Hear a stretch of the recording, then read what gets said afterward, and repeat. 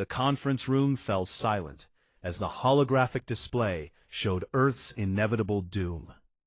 Taemin stood before the Galactic Coalition Council, his purple skin gleaming under the artificial lights. He had presented hundreds of cases in his career as a Valthene ambassador, but none felt as heavy as this one. "The asteroid cluster will impact in 6 months," he said, his voice steady, despite the weight of billions of lives hanging in the balance.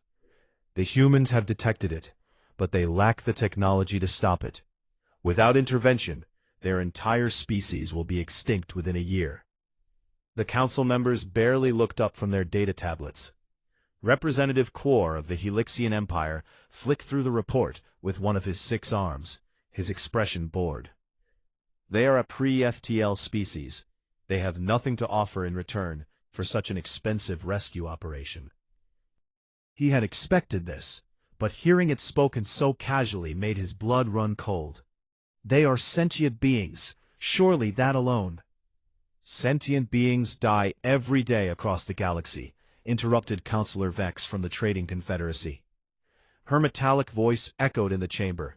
"We cannot save every primitive world that faces extinction. Earth is located far from any trade route. They have no rare minerals, no unique technology, no strategic value. The cost of deflecting those asteroids would bankrupt a small empire." Taemin looked around the room, searching for any sign of sympathy. He found none. The council members had already made up their minds before he even arrived. This was just a formality.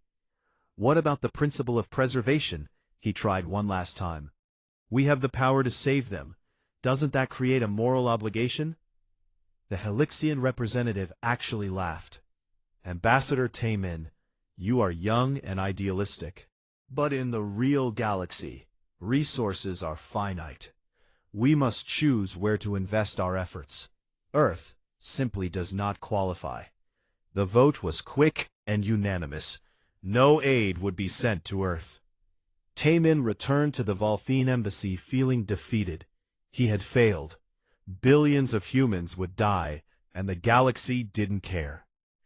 He sat alone in his quarters, watching videos sent from Earth. Humans laughing, playing, creating art, raising children. All of it would be gone in 6 months. The door chimed. "Enter," he said quietly. Regent Haywan walked in, her age showing in the silver streaks through her hair. She was the leader of the Valthene people, and Taemin quickly stood to show respect. "I heard about the vote," she said, sitting down across from him. "I am sorry." "They didn't even consider it," Taemin said, the frustration finally breaking through. "Those humans are going to die, and the council acted like we were discussing a failed trade deal." Haywan was quiet for a long moment. She looked at the frozen image on Taemin's screen, a human family, smiling at the camera. "Tell me, Ambassador, if we help them, what would it cost us?" Taemin pulled up the calculations. "Our gravitational deflection arrays could redirect the asteroids, but it would require nearly our entire fleet. The energy expenditure would drain our emergency reserves. The financial cost would be approximately 40% of our annual economic output, and the operation would take 5 months of constant work." "Would it bankrupt us?" "No, but it would set back our infrastructure projects by a decade. The military is already complaining about deferred ship maintenance. Commander Bora submitted a formal protest this morning." Haywan nodded slowly. "And if we do nothing, Earth dies. The humans become another extinct species. The galaxy forgets they ever existed." The regent stood and walked to the window, looking out at the stars. "I became leader of our people because I promised to make wise decisions, to protect Valthene interests, to ensure our prosperity and security." She turned back to face Taemin. "But I also became leader because I believe some things matter more than economics and strategy." Taemin felt his heart begin to race. "Regent, what are you saying?" "I am saying that if we have the power to save a world and choose not to, what does that make us? The Council says Earth has no strategic value. Perhaps they are right, but maybe the value of a life cannot be measured in trade routes and mineral deposits. The Council will be furious, Taemin warned. Other civilizations will mock us for wasting resources on a primitive world. Our own people will question the decision. Let them question, Haewon said firmly. I would rather be mocked for showing compassion than respected for standing by while billions die. Prepare the fleet, Ambassador. We are going to Earth. The next 3 weeks were chaos. Commander Bora fought the decision at every turn, arguing that it left Valthos vulnerable. The Treasury Minister resigned in protest. Public opinion was split, with many Valthene citizens angry about the enormous cost. But Haewon would not be moved. She went on public broadcasts, speaking directly to her people. We are not a wealthy empire, she told them. We are not the strongest military power. But we can choose to be the people who help when no one else will. We can choose compassion over calculation. That is the legacy I want to leave. Slowly, public opinion shifted. Engineers volunteered for the mission. Families donated to special funds to help cover costs. What started as a controversial decision became a point of pride for many Valthene. The fleet departed with Chief Engineer Donghyun in command of the technical operation. 300 ships carrying the most advanced gravitational technology the Valthene possessed. It was the largest deployment in their history for a purely humanitarian mission. When they arrived at Earth's solar system, the humans were waiting. Primitive radio signals filled the space around their planet, broadcasting thanks in hundreds of languages. The humans had no way to help with the operation, but they watched from their surface as alien ships positioned themselves around the asteroid cluster. Taemin established contact with the human governments. A man named Jiwoo served as the primary liaison, his voice shaking with emotion as he spoke through the translation matrix. You came, Jiwoo said simply. Everyone said no one would come, but you came. We came, Taemin confirmed. Now we need to work quickly. The cluster is larger than our initial scans suggested. For 5 months, the Valthene fleet worked without rest. Donghyun pushed the technology to its limits, carefully applying gravitational force to redirect the asteroids. It was delicate work. Too much force, and they would shatter, creating thousands of smaller threats. Too little, and they would not move enough. On Earth, humans gathered in the streets, watching the sky. They could see the Valthene ships as bright points of light, moving in perfect coordination. They did not fully understand the technology, but they understood they were watching their salvation unfold. Finally, after 147 days of constant operation, Donghyun sent the message everyone was waiting for. Deflection complete. Earth is safe. The celebration on Earth was unlike anything the Valthene had ever witnessed. Every human nation declared it a planetary holiday. They named it Salvation Day. Jiwoo contacted Taemin again, and this time the human was openly weeping. How can we ever thank you? Jiwoo asked through his tears. How can we ever repay this? Taemin, exhausted but satisfied, smiled gently. You do not need to repay us. We helped because it was right. That is enough. But as he would learn in the years to come, for humans, it would never be enough. The debt had been recorded, not in contracts or treaties, but in something far more permanent, the human heart. And humans never forgot. Chief Engineer Donghyun had not slept properly in 4 months. His eyes were red and tired as he studied the holographic display showing the asteroid cluster. Each rock was tracked, its trajectory calculated down to the smallest detail. One mistake, and everything would fail. Status report, he called out to his engineering team, scattered across 300 ships. Sector 7 holding steady, came a voice through his communication device. Gravitational field at 92% efficiency. Sector 12 experiencing minor fluctuations, another engineer reported.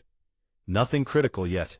but I recommend we adjust the field strength by 0.3%. Donghyun made the calculation in his head. Approved. Make the adjustment slowly over the next 6 hours. I don't want any sudden shifts. Outside his ship, the massive gravitational deflection arrays hummed with power. They were beautiful in their own way, creating invisible forces that gently pushed against space itself. The asteroids were not being grabbed or destroyed. Instead, reality around them was being carefully bent, nudging them onto a new path that would take them safely past Earth. It was elegant technology, but it required constant attention. The asteroid cluster was not a single object, but thousands of rocks, each influencing the others with their own gravity.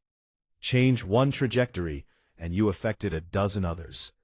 It was like trying to herd cats, as the humans might say. Donghyun had learned some of their expressions from Ji-woo.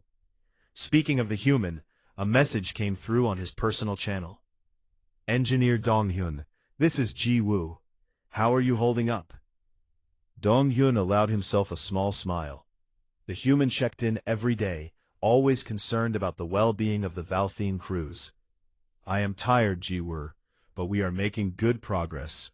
How is Earth? Anxious, Ji-woo admitted. We know you are doing everything possible, but the waiting is hard. We can see your ships in our telescopes, bright points of light working to save us. Children make wishes on you, like you are stars. Something about that image touched Donghyun. Children making wishes on alien ships. Tell them we will not fail, he said quietly. We have come too far to fail now. The days blurred together. Donghyun lived on stimulants and determination. His crew worked in shifts, but he stayed awake, monitoring every detail. Commander Bora had been right about one thing. This operation was pushing the Valthine fleet to its absolute limit. Ships that needed maintenance were held together by the skill of their engineers. Energy reserves were depleting faster than planned. 3 months into the operation, disaster nearly struck. Engineer Donghyun, the voice on the communication channel, was panicked. One of the asteroids fractured. We have multiple pieces now, and they are moving in different directions. Donghyun's stomach dropped. This was exactly what they feared. A fractured asteroid meant unpredictable trajectories. How many pieces? 17. The largest is approximately 2 kilometers across. The smallest are less than 100 meters. Pull up the trajectory calculations, Donghyun ordered, his mind already racing. The holographic display shifted, showing the new threat. His heart sank. 3 of the fragments were now on a direct course for Earth. The deflection arrays were not positioned correctly to handle them.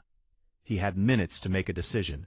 Moving ships would disrupt the carefully balanced gravitational fields affecting the other asteroids.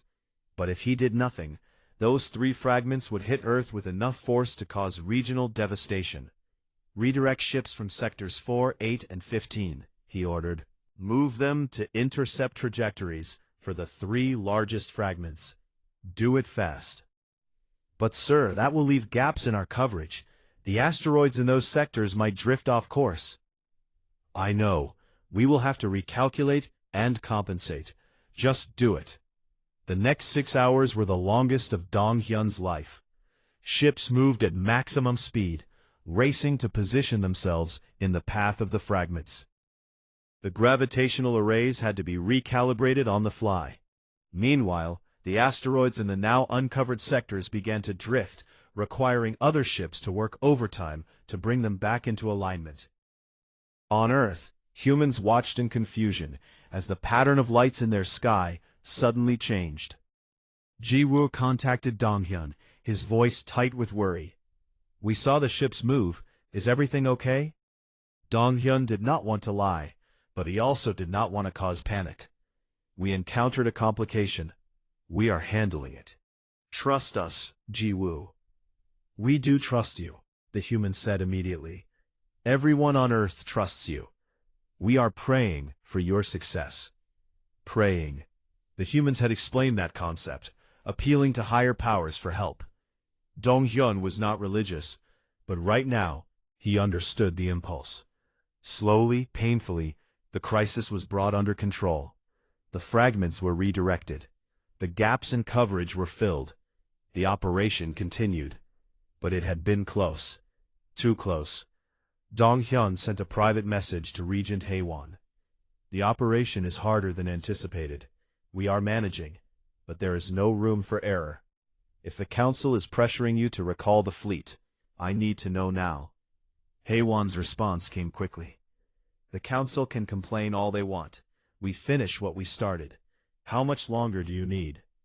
2 more months. Maybe less if we are fortunate. Then take 2 more months. Do it right, Dong-hyun. Bring our people home safely. And make sure Earth survives. The final 2 months tested everyone. Equipment failures became common. Engineers worked miracles to keep the arrays functioning. Energy reserves dropped to dangerous levels. Some Valthene crew members collapsed from exhaustion and had to be rotated out. But they kept working. Ji-woo became a constant presence in Dong-hyun's life. The humans seemed to understand that what the engineer needed was not grand speeches or dramatic gestures, but simple conversation. They talked about their families, their worlds, their hopes. Ji-woo told stories about Earth's history, about human achievements and failures. Dong-hyun found himself fascinated by this species that had survived so much already. We are stubborn, Ji-woo explained once. Humans do not give up easily. We have faced extinction before from natural disasters, diseases, wars of our own making. Every time, we survive. We continue. And if we fail? Dong-hyun asked quietly. If the asteroids hit, despite our efforts? Ji-woo was silent for a moment. Then we will die knowing someone cared enough to try. That means more than you might think, Dong-hyun. To know we were not alone at the end. Those words stayed with Dong-hyun. They gave him strength when his body wanted to collapse. Finally, on day 147, the last asteroid cleared Earth's orbital path. The cluster was safely redirected, moving away on a trajectory that would take it harmlessly into deep space. Earth was saved. Dong-hyun made the announcement to his fleet first. All teams, this is Chief Engineer Dong-hyun. The operation is complete. Earth is safe. You have all performed beyond any reasonable expectation. You saved a world. Be proud. The cheers that erupted across the communication channels brought tears to his eyes. Then he contacted Ji-woo. Your world is safe. The sound that came back was not quite a laugh, and not quite a sob. Thank you. Thank you. What can we possibly? You do not need to thank us, Dong-hyun said, though he was smiling. We did what anyone should do. But on Earth, the humans did not see it that way. As the Valthene fleet prepared to depart, they received transmissions from every corner of the planet. Messages of gratitude in hundreds of languages. Images of celebrations. Monuments being planned. Children holding signs with messages written in shaky attempts at the Valthene language. Ji-woo sent one final transmission before the fleet left the solar system. You gave us our future. Every child born from this day forward exists because you chose to help when no one else would. We will remember. Humanity will remember. Dong-hyun felt something stir in his chest. Gratitude from other species usually came in formal diplomatic statements. This was different. This was personal, emotional, intense. Take care of yourselves, humans, he said softly. Build a good future with the time we have given you. As the fleet entered faster than light travel, leaving Earth behind, Dong-hyun finally allowed himself to sleep. He dreamed of children making wishes on stars, and somewhere in that dream, he smiled. Captain Subin was running a routine patrol along the Valthene border when her sensors detected the ships. Her first thought was pirates, but the signatures were wrong. These vessels used technology she had never seen before. Unidentified ships, you are entering Valthene space, she broadcast on all standard frequencies. Identify yourselves immediately, or we will consider you hostile. The response came in slightly accented, but perfectly understandable Valthene language. Captain Subin, this is the Earthship Gratitude, along with our escort vessels, Salvation and Hope. We request permission to approach Valthos. We come in peace and friendship. Subin felt her blood turn cold. Earth, the primitive planet they had saved 10 years ago? That was impossible. They should not have faster-than-light travel for at least another century, based on their technological level. Earthship Gratitude, please stand by. She immediately opened a channel to Fleet Command. This is Captain Subin on the Border Patrol. I have human ships at my location. They have FTL drives. Repeat, the humans have achieved FTL capability. The response from Command was stunned silence, then a flurry of questions. How many ships? What class? Were they armed? Did they show hostile intent? Subin studied her sensors carefully. 3 ships, mid-sized vessels, newer construction. They are armed but weapons are not powered. They appear to be diplomatic vessels, not warships. And Command, they are really well built. This is not primitive technology cobbled together. This is sophisticated engineering. Held them at the border. We are sending a diplomatic team. While she waited, Subin opened a direct channel to the human ship. Gratitude, this is Captain Subin. I am curious. How did you develop FTL travel so quickly? Our projections suggested it would take your species much longer. The voice that responded sounded almost embarrassed. We had motivation, Captain. When you know what you almost lost, you work harder to ensure you never lose it again. We also had your example. We studied your ships while you were here, learned what we could. Then we pushed our scientists and engineers to achieve what seemed impossible. That is still remarkably fast progress. Humans can be very determined when we need to be. And we needed to do this. We needed to find you again. Something about the way the human said that made Subin uneasy. Why did you need to find us? To say thank you properly, to offer our friendship, to begin repaying the debt we owe. You owe us no debt, Subin said automatically. We helped because it was the right thing to do. Perhaps that is how you see it, the human replied. But we see it differently. 3 hours later, Ambassador Taemin arrived with an escort of diplomatic vessels. He was older now, his face showing the lines of stress from a decade of service. But his eyes lit up when he saw the human ships. I cannot believe they actually came, he murmured to Subin. What should we do with them? We welcome them, of course. They traveled across the stars to see us. The least we can do is say hello. The human delegation was led by a man named Kyung-Soo, who introduced himself as Earth's ambassador to Valthos. He was young, energetic, and spoke with an intensity that made Taemin think of Jiwoo, the liaison from 10 years ago. Ambassador Taemin, Kyung-Soo said, bowing in the human custom.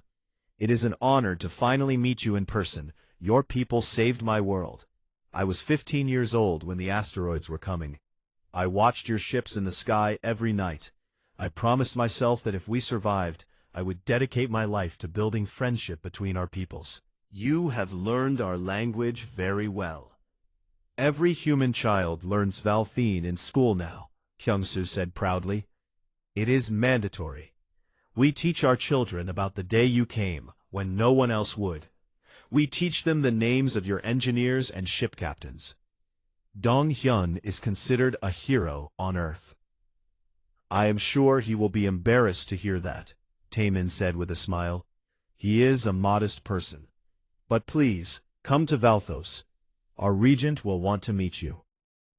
The human delegation traveled to the Valthene homeworld, and their arrival caused a sensation. News spread quickly that the species they had saved a decade ago had achieved FTL travel and come to visit. Crowds gathered to see the human ships land. Regent Haewon received them in the Great Hall, and Taemin watched as Kyung-Soo approached with something large and covered with cloth. 2 other humans helped him carry it. Regent Heiwan, Kyungsu said formally, on behalf of all humanity, I bring you this gift. It is a small token of our gratitude. They removed the cloth, revealing a statue carved from a single piece of white stone. It showed a Valthine and a human standing together, their hands raised toward the stars. The detail was incredible, every feature carefully crafted with obvious love and skill. This is beautiful, Heiwan said softly, running her fingers over the smooth stone. But you did not need to bring us gifts. This is nothing compared to what you gave us, Kyungsu said. But we brought more than just statues. We brought proposals. Over the next 3 days, the human delegation presented a series of agreements that left the Valthine diplomatic corps stunned. Trade treaties that heavily favored Valthos. Technology sharing agreements where humans would give more than they received. A mutual defense pact. Cultural programs. Minister Hurin, who handled economic policy, pulled Taemin aside during a break. These agreements make no sense from a negotiating standpoint. The humans are offering us far more than they are asking in return. I have reviewed the trade terms 3 times. They are giving us access to their markets at rates that will benefit us enormously. Maybe they are not thinking like negotiators, Taemin suggested. Maybe they are thinking like friends. Friends still maintain fair exchanges. I do not have words for this. Taemin decided to ask Kyungsu directly. They met in a quiet garden, away from the formal meetings. Your proposals are very generous, Taemin said carefully. Some of my colleagues wonder if they are too generous. They worry there must be some hidden agenda. Kyungsu looked genuinely surprised. There is no hidden agenda. We are trying to help you, just as you helped us. But these agreements will cost you significantly, while benefiting us greatly. The human was quiet for a moment, choosing his words. Ambassador Taemin, let me tell you about Earth after you saved us. We were a divided planet. Different nations, different cultures, often in conflict. But watching your ships work together for 5 months to save people you had never met, it changed us. We realized how petty our differences were. We started working together in ways we never had before. That unity allowed us to advance our technology rapidly. It allowed us to become the Earth that could build FTL ships. I am glad our actions had a positive effect, Taemin said. It was more than positive. It was transformative. You did not just save our lives, Regent Heiwan and your people saved our civilization. You showed us what we could be. And now we have the chance to give back, to help you the way you helped us. How could we not be generous? But this level of commitment, it will affect your economy, your resources. Your own people might suffer to give us these benefits. Kyungsu shook his head firmly. Our people voted on every single proposal with overwhelming support. 93% approval for the Mutual Defense Pact. 87% for the trade agreements. Humans understand what we owe you. This is not our government deciding. This is our entire species agreeing that we must help our saviors. Taemin felt a chill run down his spine. The entire species agreeing. That level of unified purpose was almost unheard of in galactic politics. There is something you should understand about humans, Kyungsu continued. We remember, not just as individuals, but as a culture. Events from thousands of years ago still shape how we think and act. What you did for us 10 years ago? That will be part of human culture for as long as our species exists. Children who are not even born yet will learn about the day the Valthine came to save Earth. They will grow up knowing they owe their very existence to your kindness. That seems like a heavy burden to place on future generations, Taemin said quietly. It is not a burden. It is a gift. It means they will grow up in a universe where they know kindness exists, where they know some species will do the right thing, even when it costs them. That is a beautiful lesson to carry forward. The agreements were signed the following week. Earth and Valthos became formal allies, bound by treaties that went far beyond normal diplomatic relations. The Galactic Coalition watched with confusion and some mockery. The Valthene had saved a primitive world, and now that world was somehow treating them as equals. But Regent Haywan saw something the rest of the galaxy missed. At the signing ceremony, she spoke to the assembled dignitaries. 10 years ago, we made a choice to help when no one else would. We did not do it for profit or strategic advantage. We did it because it was right. Today, we see the fruit of that choice. Earth has not just survived, they have thrived. And they have chosen to stand beside us as true friends. Perhaps there is a lesson here for the galaxy. Perhaps kindness is not weakness, but the foundation of the strongest bonds. As Kyung-Soo prepared to return to Earth, he clasped hands with Taemin in the human custom. "This is just the beginning," the human said with a smile. "We have so much more to offer you.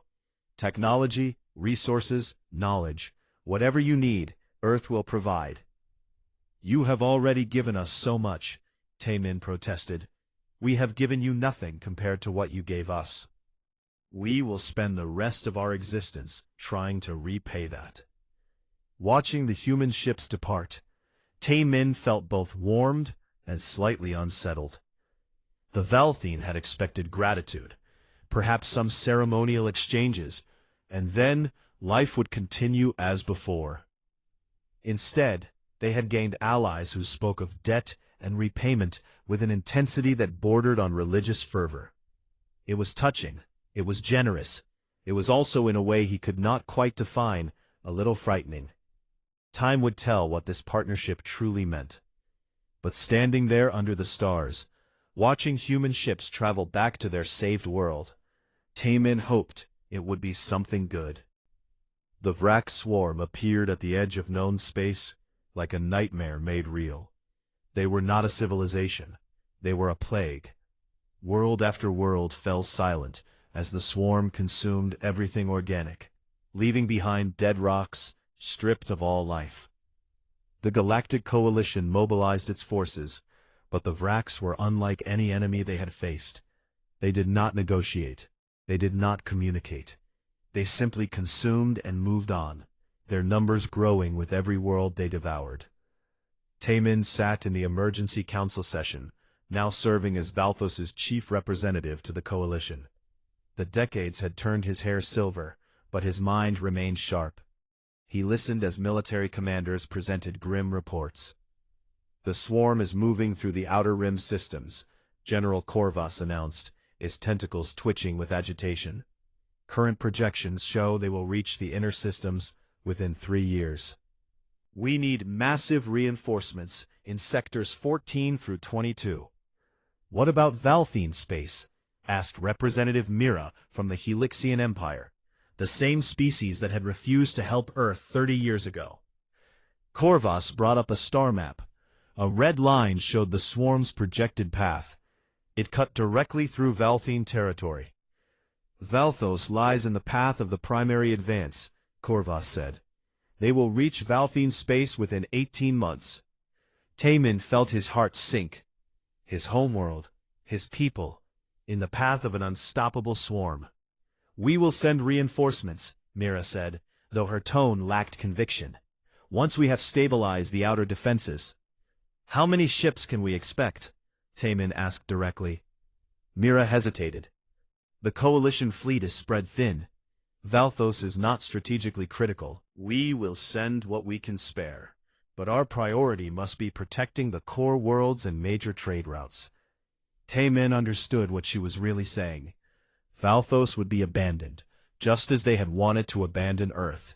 The irony was not lost on him. "We will defend ourselves then," he said quietly. "The Valthene people have never relied solely on others for protection." Over the next year, Valthos prepared for war. Every ship was armed and reinforced. Soldiers trained day and night. Commander Bora, now an aging admiral, coordinated the defenses with grim determination. "We cannot stop them," she told Regent Haywan bluntly during a strategy meeting. We can slow them, make them pay for every meter of space, but ultimately, we do not have the numbers. The coalition promised us 300 support ships. They have sent 12. Heywan looked older now, the weight of leadership carved into every line of her face. Then, we evacuate as many as we can, and fight to buy them time. The evacuation ships are ready, but there are billions of Valthene. We can save perhaps 10% of our population before the swarm arrives. The room fell silent. 10%. That meant 90% of their species would die. Taemin thought of Earth, saved when everyone said it was impossible. Would no one come for Valthos? His communication device chimed. It was marked urgent, from the human embassy. "Forgive me," he said, stepping out of the room.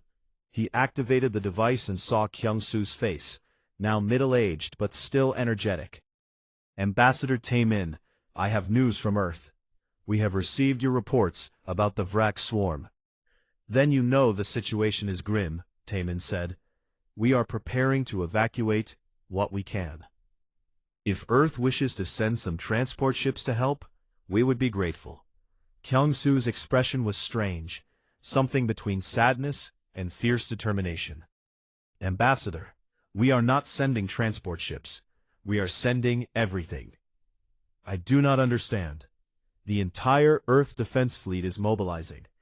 Every warship, every carrier, every soldier, we are coming to Valthos."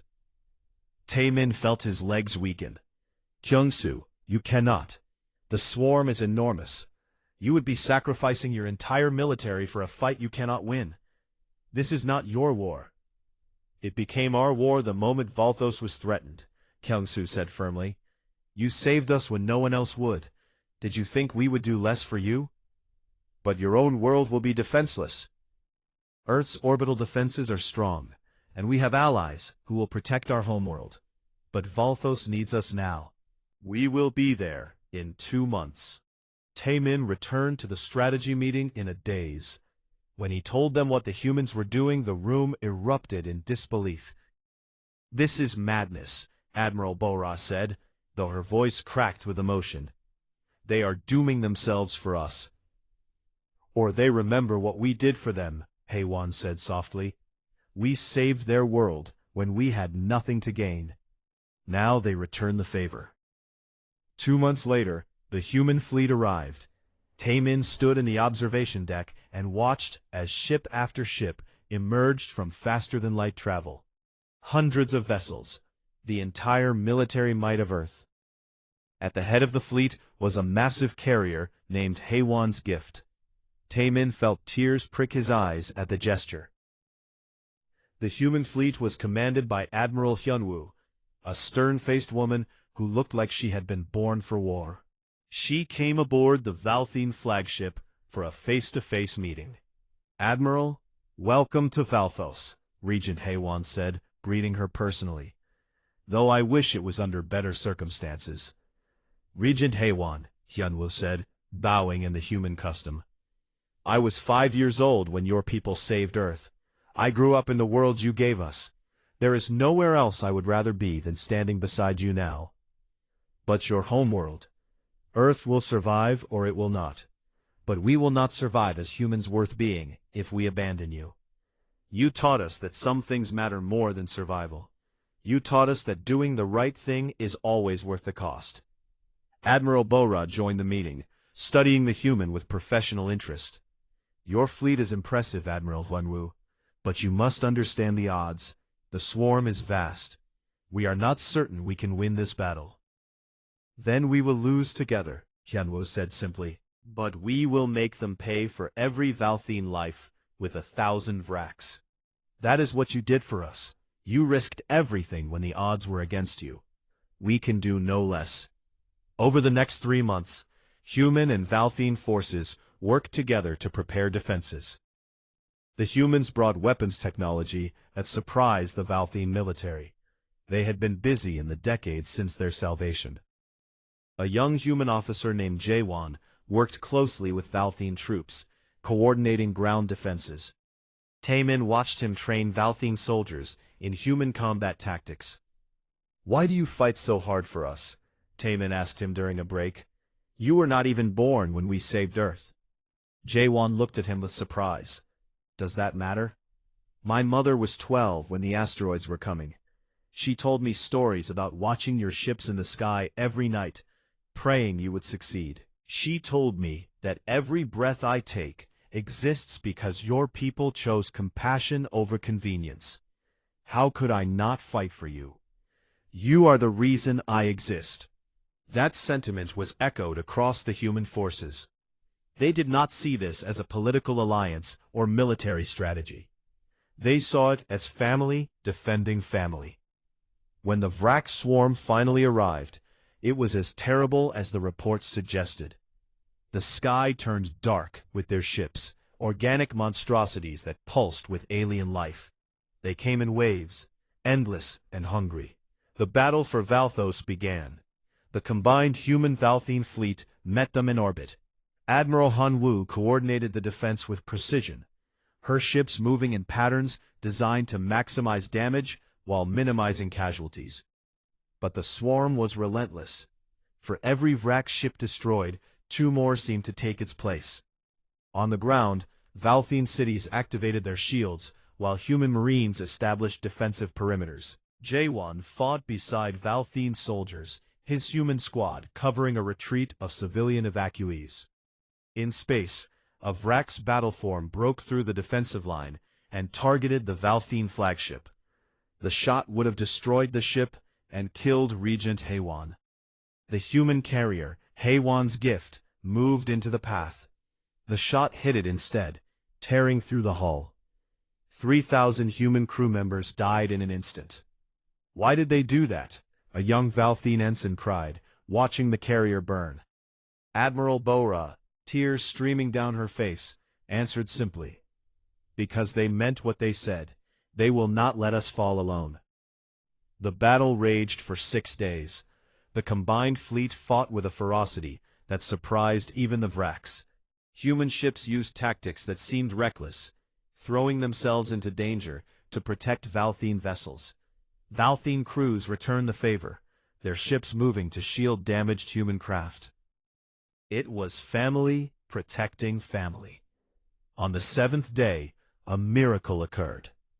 Coalition reinforcements finally arrived, not the token force they had promised, but a massive fleet. They had been delayed, but seeing the human sacrifice had shamed them into action. Together, the 3 fleets pushed back the swarm. It was not a complete victory. The Vraks retreated, but were not destroyed. But Valthos was saved. As the battle ended, Admiral Hyunwoo surveyed the damage. 40% of Earth's fleet was destroyed. Tens of thousands of human soldiers and crew members dead. The cost was staggering. Regent Haewon came to her, grief and gratitude warring in her expression. "You sacrificed so much for us."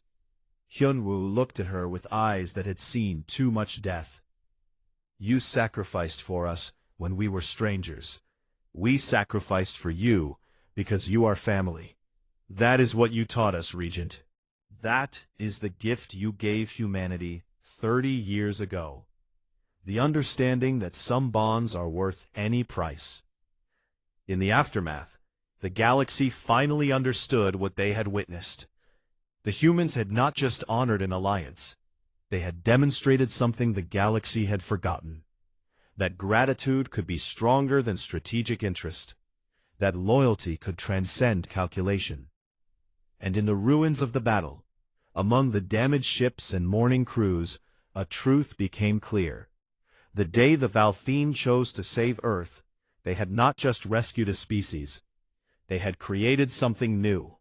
A bond that would reshape the galaxy's understanding of what friendship truly meant. The medical tents stretched across the Valthine plains like a white city of pain and healing.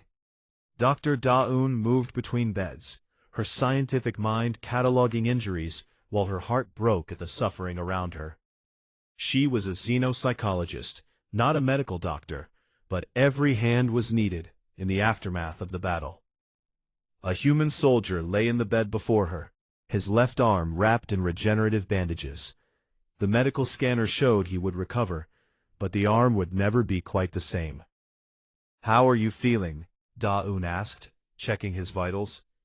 The soldier, his name tag read Private Minso, managed a weak smile. "I have felt better, doctor, but I am alive. That is more than some of my unit can say." Da-un had been studying humans for years, ever since they first made contact with Valthos. She thought she understood them, but the battle had revealed something she had not fully grasped. "Can I ask you something?" she said, pulling up a chair beside his bed. "You were injured protecting a Valthine evacuation convoy. The tactical reports say your unit could have retreated to safety, but you chose to hold your position. Why?" Min Seo looked confused by the question. "The civilians needed time to escape. We gave them that time. But you are not Valthine. Those were not your people." Now the soldier looked genuinely puzzled. "They are absolutely our people. The Valthine saved Earth. That makes every Valthine our responsibility, our duty, our family. But you were not even born when that happened. You have no personal memory of it. Does that matter?" Min Seo shifted in his bed, wincing slightly. "Dr. Da-en, I was born 18 years after the asteroids were deflected. My parents met in the celebration that followed the rescue. I exist because your people chose to help us. Every human born after Salvation Day exists for the same reason. How could we not defend you?" Da-un made notes on her tablet, her scientific curiosity fully engaged. "But that is a logical understanding. What I am trying to comprehend is the emotional intensity. I watched human soldiers throw themselves in front of Vrax weapons to protect Valthine they had never met. That goes beyond duty or even gratitude. That is something deeper." Min Seo thought for a long moment. "Do you have family, doctor?" "Yes. Parents, siblings, cousins." "Would you die for them?" "Of course." "Why? What logical reason makes their lives worth more than yours?" Da-un opened her mouth, then closed it. There was no logical reason. It was simply how she felt. "Exactly," Min Seo said softly. "That is how we feel about the Valthine. You are family. Not metaphorically, not symbolically. Actually family. You gave us life. That creates a bond that logic cannot explain, only feel." Over the following weeks, Da-un observed this phenomenon repeatedly. She watched human medics work themselves to exhaustion, caring for Valthine wounded. She saw human engineers rebuild Valthine infrastructure before addressing damage to their own ships. She witnessed human soldiers standing guard over Valthine civilians with the same fierce protectiveness they would show their own children. It was not duty. It was not obligation. It was love. She began interviewing humans, trying to understand the depth of this connection. A young woman named Hyojin, who served as a communications officer on one of the human ships, sat down with her one afternoon. "Tell me about growing up on Earth," Da-un asked. "How did you learn about Valthos?" Hyojin's face lit up. "Salvation Day is our biggest holiday. Every year on the anniversary, we watch recordings of your fleet working to save us. We learn the names of the engineers and ship captains. In school, we study Valthine history and culture. We are taught your language starting in first grade. By the time I was 10, I knew more about Valthos than many species know about their own allies." That seems like a significant educational investment. "It is important that we never forget," Hyojin said seriously. "My grandmother tells a story about the week before your fleet arrived. The governments were preparing for the end. People were saying goodbye to each other. She was pregnant with my mother at the time. She did not think her child would live long enough to be born. Then your ships appeared in the sky, and suddenly there was hope. She says watching your fleet work was like watching a miracle unfold, night after night. And that story shaped your life?" "That story is my life. I exist because your people cared about strangers. When I joined the defense fleet, I knew exactly why I was serving. To protect the people who protected us. To ensure that if Valthos ever needed us, we would be there. Daeun interviewed dozens more. A pattern emerged. Human culture had fundamentally reshaped itself around the rescue. The event was not just history. It was mythology, religion, and national identity all merged together. One evening, she sat with Colonel Sung-ho, a tactical officer who had orchestrated several key defensive maneuvers during the battle. He was older than most of the human soldiers, with gray streaks in his hair. "You were alive when the asteroids were coming," Daeun said. "You have personal memories of it." Sung-ho nodded. "I was 23, a graduate student studying physics. I remember watching the news, seeing the calculations. We were going to die, and there was nothing we could do about it.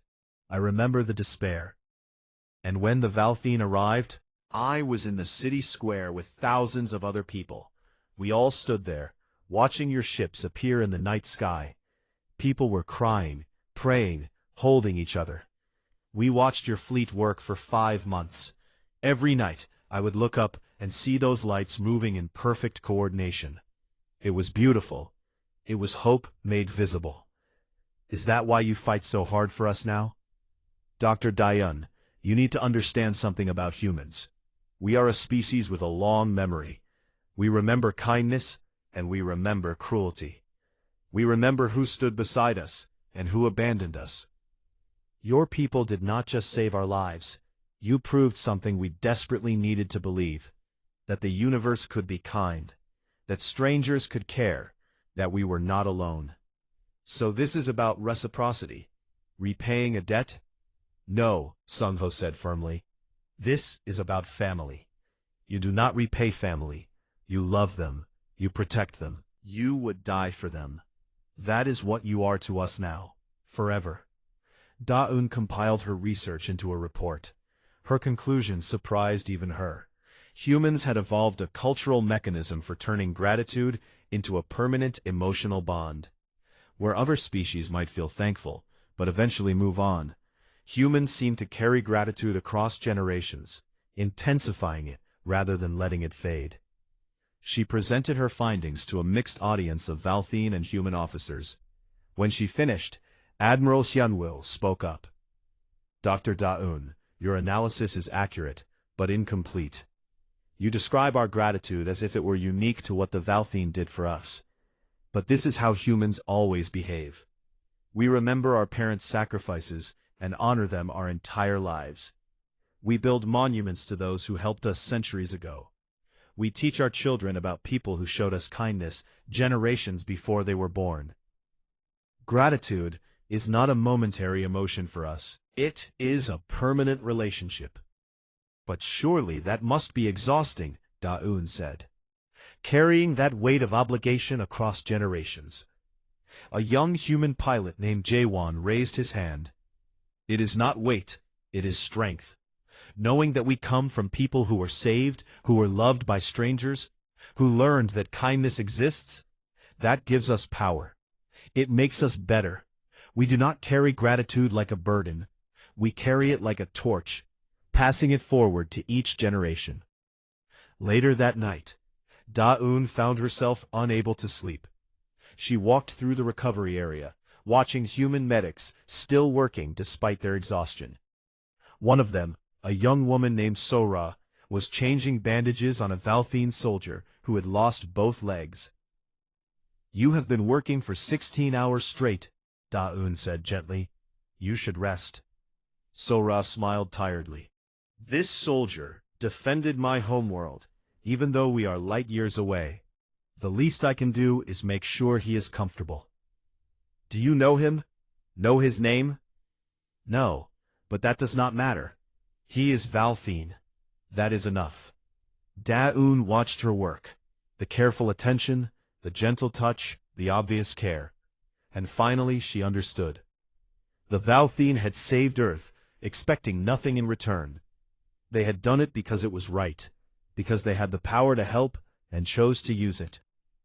They thought of it as a single action, a moment of compassion in a long history. But the humans had received it differently. They had taken that single moment and built an entire culture around it.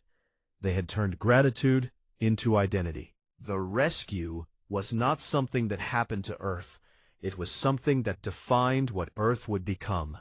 And now, watching these young humans care for Valthene soldiers with the same intensity they would show their own family, Da-Un realized something profound. The Valthene had given the humans their future. In return, the humans had given the Valthene something perhaps even more valuable: the certainty that they would never face the darkness alone again. It was not about repaying a debt. It was about love. Deep, permanent, unshakable love. She updated her report with a new conclusion. The humans do not view gratitude as an emotion that fades with time. They view it as a bond that strengthens across generations. By saving Earth, the Valthene did not create an ally. They created family. And humans will defend family until the stars go dark. When Regent Haywan read the report, she sat in silence for a long time. Then, she called for Ambassador Taemin. "We saved them thinking we would receive thanks and then move on," she said quietly. "We did not realize we were creating a bond that would last forever." "Are you troubled by that?" Taemin asked. Haywan looked out at the human ships still orbiting Valthos, protecting their saviors, even as their own world remained vulnerable. "No," she said finally. "I am humbled by it, and grateful. We gave them tomorrow. They gave us family. That seems like a fair exchange." Outside, human and Valthene soldiers stood watch together under unfamiliar stars, bound by something stronger than treaties or strategy, bound by the simple truth that some debts are repaid not with currency or obligation, but with love that spans generations and transcends the cold mathematics of space. The war room was silent, except for the sound of Admiral Bora's breathing. She stared at the tactical display with the grim expression of someone who had run out of miracles. The Vrak swarm had regrouped and was launching a final massive assault directly at the Valthene homeworld. "How long until they reach Valthos?" Regent Haywan asked. She was old now, her body failing, but her mind remained sharp and her will unbreakable. 18 hours, Bora replied. "Our defensive fleet is depleted. The coalition reinforcements are engaged in other sectors. We have perhaps 30% of our original strength remaining." Admiral Huan Wu stood beside them, her face grim.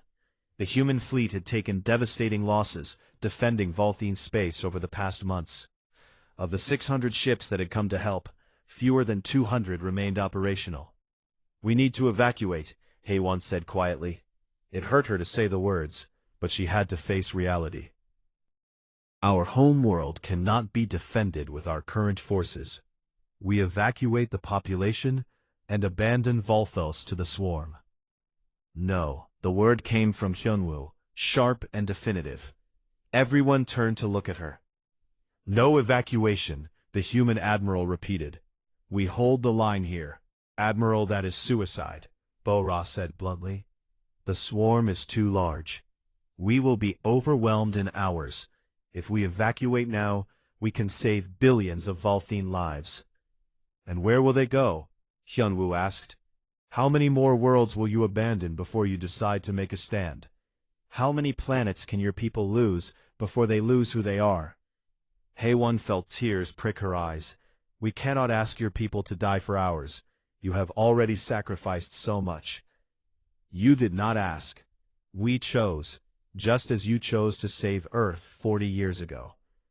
Hyunwoo turned to her communication officer.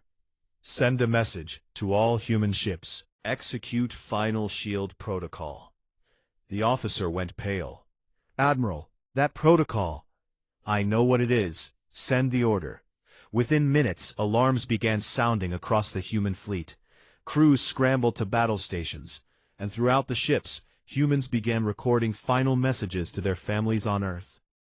Commander Sung-ho, aboard the human carrier Eternal Gratitude, gathered his bridge crew. They were young, most of them born decades after Earth's salvation, but they knew why they were here. Final shield means we position our ships between the swarm and Valthos, Sung-ho explained calmly. We create a barrier of human vessels. Our shields will absorb the initial assault, buying time for coalition reinforcements to arrive. How much time? A young ensign asked, her voice shaking. Enough, Sung-ho said simply. That is all that matters. On the Valthine flagship, Haewon confronted Hyunwoo directly. Your entire fleet will be destroyed. You know this. Yes. Then why? Hyunwoo's expression softened. Regent Haewon, 40 years ago you made a choice. You chose to save strangers when it cost you dearly. You chose compassion over calculation. You taught humanity what it means to do the right thing regardless of the cost. Now we return the lesson. But Earth will be defenseless. Your homeworld, Earth has orbital defenses. We have allies. But more importantly, Earth has something stronger than weapons. We have the knowledge that we did the right thing, that when our family needed us, we did not abandon them. That is a legacy worth any price. Taemin, now serving as Haewon's chief advisor, despite his advanced age, spoke up. You are sacrificing your entire military fleet to buy us time. That is, I have no words. You had words 40 years ago, Hyunwoo said with a sad smile. You said, we help because it is right. Those words shaped my entire civilization. Now we live by them. The human fleet moved into position, creating a wall between the approaching swarm and Valthos. 200 ships against tens of thousands of Vrax vessels. The mathematics were brutal and clear. On the human ship Salvation's Hope, Captain Yoonji addressed her crew one final time. We came here knowing this day might arrive. We came knowing we might never return home. We came because the Valthine gave us our existence, and some debts are paid with more than words. Her communication officer, a young man named Do-hyun, raised his hand. Captain, I have my parents on communication link. They want to say goodbye. Put them through, Yoonji said. Everyone, contact your families if you wish. Tell them we love them. Tell them we are proud to stand here. Across the human fleet, similar scenes played out. Soldiers and crew members spoke final words to loved ones on Earth. Parents told children they were proud. Children told parents they loved them. Partners said goodbye. And on Earth, billions of humans watched the tactical displays being broadcast from Valthos. They watched their entire military fleet position itself for a suicide stand. And they understood why. In city squares and homes across Earth, humans gathered. They lit candles, they said prayers, they wept, and they were proud. The Vrax swarm arrived like a wave of darkness. The first assault hit the human defensive line with crushing force. Ships that had survived dozens of battles were torn apart in seconds. The vacuum of space filled with debris and death. But the human line held. Shields at 40%, Do-hyun reported aboard Salvation's Hope. Multiple hull breaches on decks 4 through 7. Seal those sections, Captain Yoonji ordered. Redirect all power to forward shields. We do not need to survive. We just need to hold. The Vrax pressed harder. More human ships died. The carrier Eternal Gratitude took a direct hit that destroyed half its structure. Commander Sung-ho, dying in the wreckage of his bridge, used his last strength to redirect his ship's remaining power to strengthen the shields of vessels around him. For Earth, he whispered, for Valthos, for family. The explosion of his ship took out 3 Vrax battleforms. Admiral Hyunwoo watched the tactical display from her flagship, watching her fleet die ship by ship. Each loss was a knife to her heart. These were her people, her responsibility, her family. But they were buying time. The coalition fleets were racing toward Valthos, finally understanding the stakes. They would arrive, but not soon enough. Admiral, her tactical officer reported, we have lost 60% of the fleet. The line is collapsing in sectors 4 and 7. Reinforce those sectors. Pull ships from the flanks if necessary. That will create gaps in our coverage. The swarm will break through. Then we fill those gaps ourselves. Hyun-woo turned to her helmsman. Move us into the center of the line. All remaining ships converge on the flagship. We make our stand here together. The remaining human vessels formed a final defensive sphere around the flagship. Less than 70 ships now, against an enemy that numbered in the thousands. But they did not run. They did not retreat. They held. On Volthos, citizens watched the battle in the sky. They could see the explosions, the brief flares as human ships died. Volthene civilians wept openly in the streets. A young Volthene child named Tae-rin asked her mother, "Why are the humans dying for us?" Her mother, tears streaming down her face, held her daughter close. "Because 40 years ago, we would have died for them. This is what love looks like, my child. This is what it means to be family." The final assault came. The Vrak swarm concentrated all its force on the remaining human vessels. Admiral Hyun-woo's flagship, the Haewon's Legacy, shuddered under the impact. "Shields failing," someone reported. "Hull integrity at 18%. Weapons offline." Hyun-woo stood at the center of her dying ship and opened a final communication channel to Volthos. "Regent Haewon, it has been an honor to serve beside you. Please tell Earth, tell them we did not fail. Tell them we held the line." On the Volthene flagship, Haewon sobbed openly. "Admiral, please, retreat. You have done enough. We have not done enough until you are safe. We—" The communication cut off as the Haewon's Legacy took a catastrophic hit. The great ship began to break apart. And then, like a miracle, space itself tore open. 3 coalition battle fleets emerged from faster-than-light travel. Thousands of ships, finally arriving with the overwhelming force needed to push back the swarm. The coalition forces slammed into the Vraks with fury, driving them back from Volthos. The human sacrifice had bought just enough time. In the wreckage of the Haewon's Legacy, rescue crews found Admiral Hyun-woo barely alive.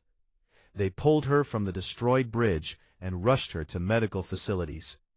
Of the 200 human ships that had formed the final shield, 12 survived. 12 ships out of the 600 that had come to defend Volthos. The loss was staggering, almost incomprehensible. But Volthos stood. The homeworld was saved. As Hyun-woo recovered in the medical bay, Regent Haewon came to visit her. The old regent looked even more aged, the weight of so much death pressing down on her. "You saved us," Haewon said simply. "You sacrificed everything to save us." Hyun-woo, her body covered in bandages, managed a weak smile. "You taught us what sacrifice means. 40 years ago, you risked everything for strangers. We only returned the lesson. The cost was too high. So many of your people died. They died knowing why. They died protecting family. There are worse ways to leave this life." Haewon took the human's hand gently. "Earth is vulnerable now. Your entire fleet gone to save us. If another threat comes, then Volthos will protect Earth, just as we protected Volthos. That is what family does, Regent. We stand for each other. Always." In the aftermath, the galaxy finally understood what they had witnessed. The humans had not just defended an ally.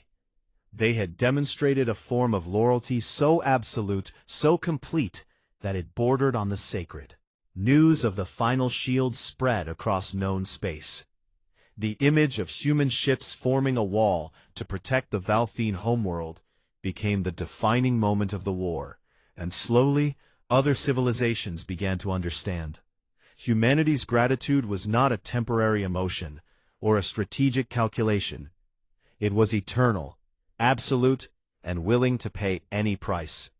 The bonds forged 40 years ago in an act of compassion had been tested in fire and blood.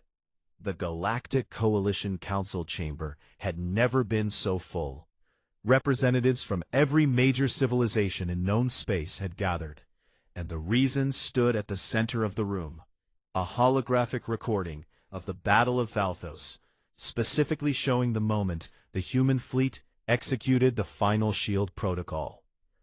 Ambassador Taemin, now ancient and moving slowly with the help of a mobility device, watched the recording play for the third time.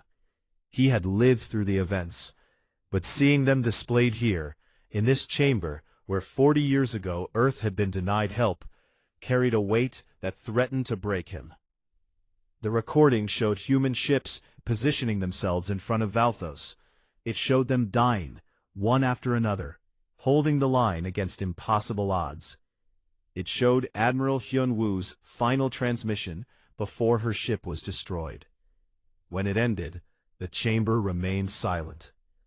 Finally, Representative Mira of the Helixian Empire stood. She was old now too, but she remembered voting against helping Earth all those years ago. "I have a question for the Valthene delegation," she said, her voice carrying through the chamber. "Was it worth it?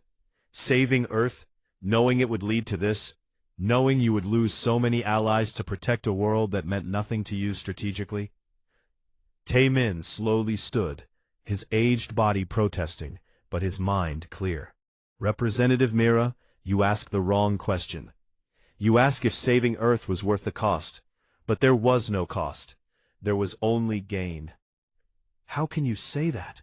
Thousands of humans died defending your world. Your alliance nearly destroyed both civilizations." "Our alliance saved both civilizations," Taemin corrected gently. 40 years ago, we chose compassion over calculation. We helped strangers when no one else would. In return, we received something no treaty or trade agreement could ever provide. We received allies who would stand beside us when the darkness came. We received the certainty that we would never face extinction alone. How could that be anything but gain? A new voice spoke up.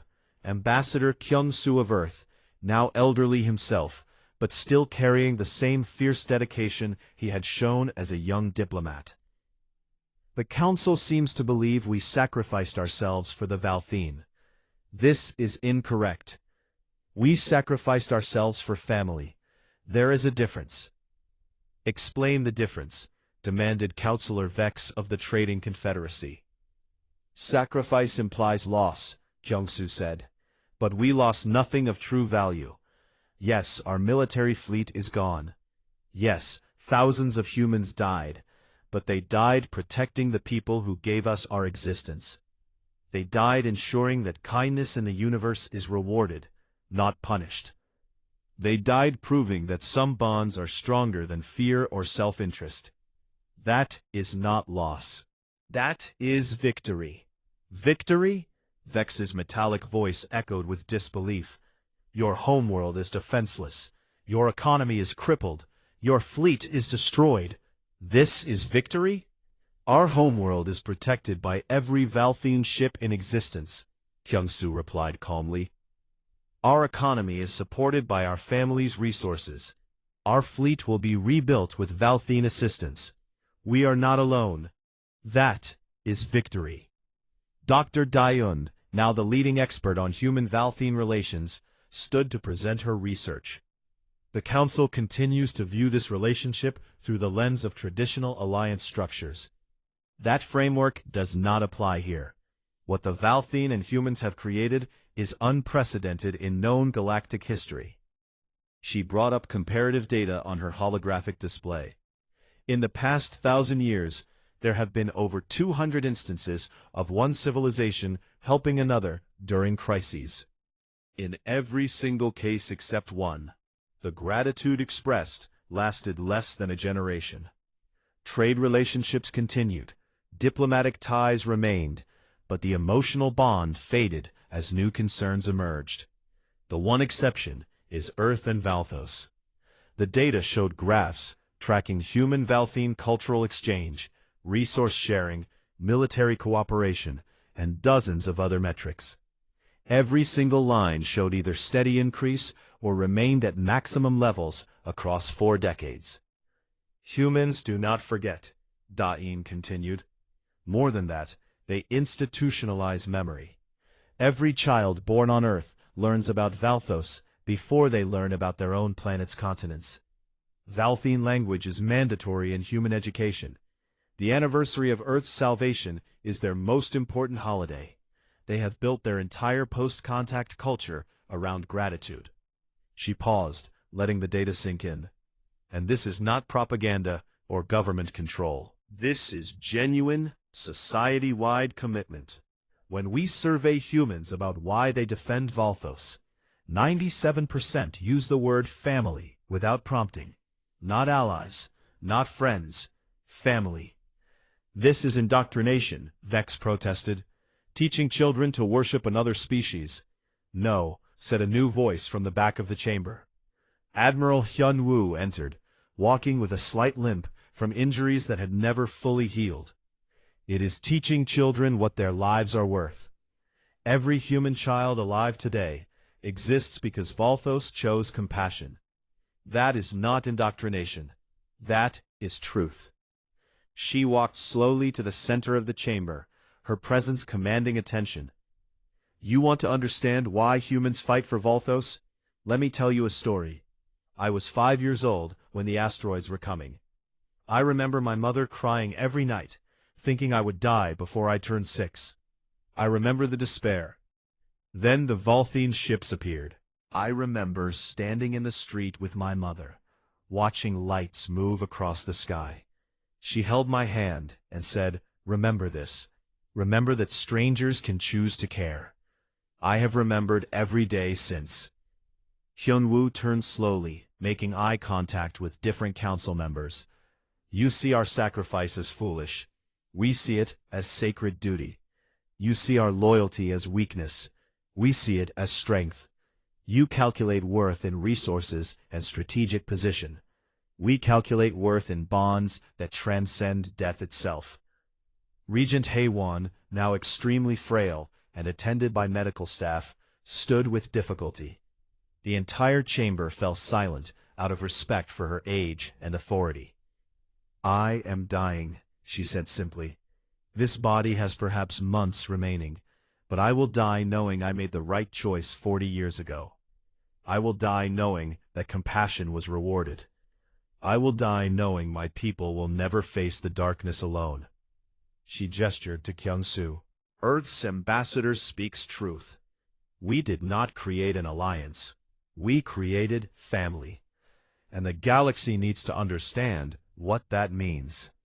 A Valthene officer brought forward a large display showing construction projects. These are new human shipyards, Haewon explained, being built with Valthene resources and technology. They will produce the next generation of Earth's defense fleet, incorporating the best of both our technologies. When they are complete, the combined human Valthene fleet will be the most powerful military force in known space. And this is supposed to comfort us? Mira asked nervously. It should, Haewon replied, because this fleet will not be used for conquest or expansion. It will be used to protect, not just Earth and Valthos, but any world that faces the kind of extinction we both survived. We are creating a new model, a civilization built on mutual protection and permanent bonds. You are describing an empire, Vex said suspiciously. No, Kyung-soo interjected. We are describing family. Anyone can join. Any world that commits to the same principles, that compassion matters more than profit, that some bonds are sacred, that we protect those who cannot protect themselves. We are not seeking to rule. We are seeking to teach what Valthos taught us. Over the next several hours, the council debated. Some species were inspired by what they heard. Others were skeptical or threatened. But all of them understood that something fundamental had shifted in the galaxy. The meeting ended without formal conclusions. But as representatives departed, many stopped to speak with the human and Valthene delegations. Questions were asked, possibilities explored, seeds planted. Weeks later, Taemin stood in a memorial garden on Valthos. It had been built on the site where human ships had crashed during the final battle. Instead of removing the wreckage, they had incorporated it into the garden design. Twisted metal and scorched hulls were now surrounded by living plants and flowing water. At the center stood a monument, a statue showing a Valthine and a human back to back, each protecting the other. The inscription was written in both languages. They helped us when nobody else wanted to. We helped them because they are family. This is how bonds are forged that transcend the stars.